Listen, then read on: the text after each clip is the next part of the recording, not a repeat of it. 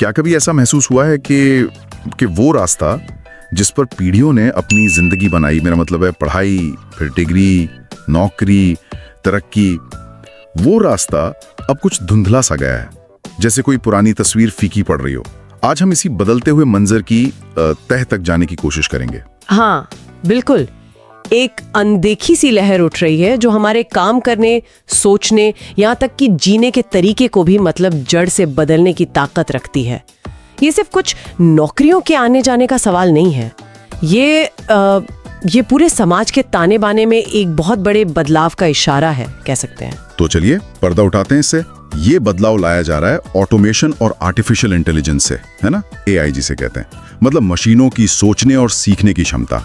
और खासकर भारत जैसे देश में जहां औसत उम्र करीब 28 साल है, ये बदलाव और भी गहरा महसूस हो सकता है। हाँ, क्योंकि AI सबसे पहले उन कामों पर असर डाल रहा है जो या तो शुरुआती स्तर के हैं, एंट्री लेवल जिन्हें कहते हैं, या फिर जिनमें एक ही तरह का काम बार बार होता है। हमने देखा है जैसे सूचना प्रौद्योगिकी सेवाओं में, फाइनेंस में, मीडिया में, यहाँ तक कि कारखानों में भी ऑटोमेशन बहुत तेजी से अपनी जगह बना रहा है। कई कंपनियां, चाहे वो चेन्नई में इलेक्ट्रॉनिक सामान बनाने वाली हों या तेलंगाना में आइसक्रीम बनाने वाली फैक्ट्री, अब कह रही हैं कि मशीनों और सॉफ्टवेयर की मदद से वो कम लोगों के साथ ज्यादा उत्पादन कर पा रही हैं। तो ये है नौकरियों पर सीधा असर, जिसे सब्स्टिट्यूशन इफेक्ट कहते हैं, मतलब मशीनें इंसानों की जगह ले रही हैं। सब्स्टिट्यूशन इफेक्ट, ठीक है। लेकिन क्या ये सिक्के का सिर्फ एक ही पहलू है? मतलब क्या इस बदलाव से कुछ नया भी उभर रहा है, कुछ पॉजिटिव? जरूर, इसे कॉम्प्लीमेंटैरिटी इफेक्ट कहते हैं, यानी एक पूरक प्रभाव।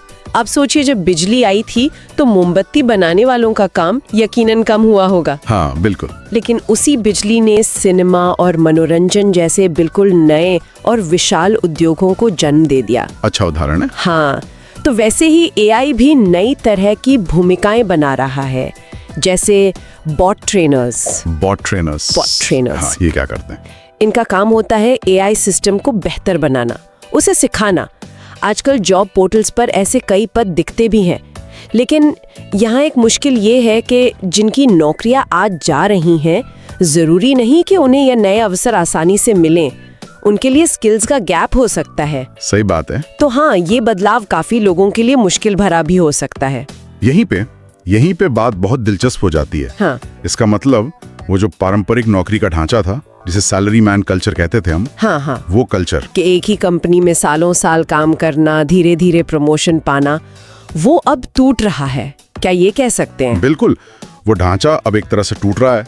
अब हर किसी को एक उद्यमी की तरह सोचना होगा, एक एंटरप्रेन्योर की तरह। उद्यमी मतलब अपनी कंपनी शुरू करें। जरूरी नहीं, चाहे तो वो करें, या फिर अपनी ही स्किल्स और क्षमताओं को कह लीजिए एक व्यक्ति कंपनी की तरह चलाएं। अपनी एक अलग पहचान बनानी होगी, अपनी काबिलियत को दुनिया के सामने लाना होगा, शायद डिजिटल माध्यमों का इस्तेमाल करके। आमदनी शायद पहले जितनी नियमित ना हो, ये हो सकता है, लेकिन काबिल लोगों के लिए कमाई की सीमाएं भी खत्म हो सकती हैं, क्योंकि वे किसी एक कंपनी के ढांचे में बंधे नहीं होंगे। लेकिन ये सोच में तो बहुत बड़ा बदलाव है। इसके लिए किस तरह की मानसिकता चाहिए होगी? मतलब कैसे तैयार हो लोग? हाँ, ये बड़ा सवाल है। देखिए, मुझे लगता है 3 मुख्य बदलाव जरूरी हैं। पहला, सिर्फ करने वाले नहीं, बल्कि सोचने और करने वाले बनना होगा। मतलब सिर्फ काम पूरा नहीं करना, बल्कि रणनीति भी बनानी होगी, अपनी दिशा खुद तय करनी होगी। थिंकर और डूअर। बिल्कुल। दूसरा, अलग दिखना, स्टैंड आउट करना। हमारा समाज अक्सर एक जैसा होने पर जोर देता है, लेकिन अब भीड़ से अलग अपनी पहचान बनाना जरूरी है। जो लीक से हटकर सोचेगा और करेगा, वही आगे बढ़ेगा। लीक से हटना अब सजा नहीं, बल्कि सफलता की कुंजी बन सकता है। दिलचस्प। और तीसरा है लंबी अवधि की सोच, लॉन्ग टर्म होराइजन।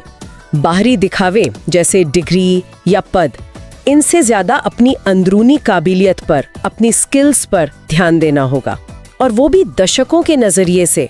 लगातार सीखते रहना पड़ेगा। लगातार सीखना। और भविष्य में फिर कौन सी स्किल्स सबसे ज्यादा काम आएंगी? देखिए, जो काम दोहराव वाले हैं, उनकी अहमियत तो कम होती जाएगी, ये साफ है।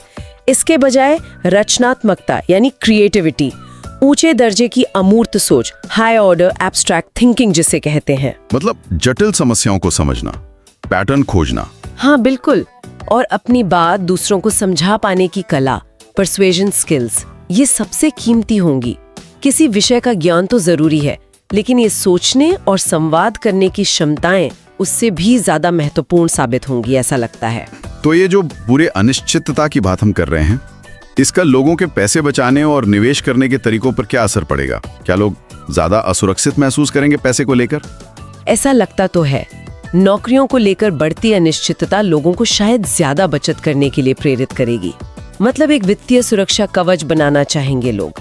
और दिलचस्प बात यह है कि शायद लोग बौद्धिक या रचनात्मक कामों में ज्यादा जोखिम ले, पर पैसे के मामले में थोड़ा संभल कर चले, कम जोखिम ले। अच्छा, तो हो सकता है कि बचत दर बढ़ जाए, और इसके कुछ शुरुआती संकेत हाल के आंकड़ों में दिखने भी लगे हैं। को कुल मिलाकर तस्वीर साफ है। करियर का वो पुराना जाना पहचाना नक्शा अब मिट रहा है या बदल रहा है, और इस नए दौर में टिके रहने और आगे बढ़ने के लिए खुद को बदलते रहना, मतलब अडैप्टेबिलिटी और उद्यमी की तरह सोचना, एंटरप्रेन्योरशिप, यही सबसे अहम होगा। बिल्कुल।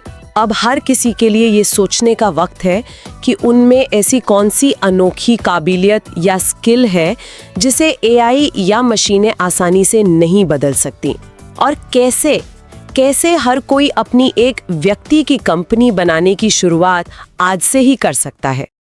If you found this video valuable, please hit the like button and subscribe to the channel and set the bell icon to all for notifications.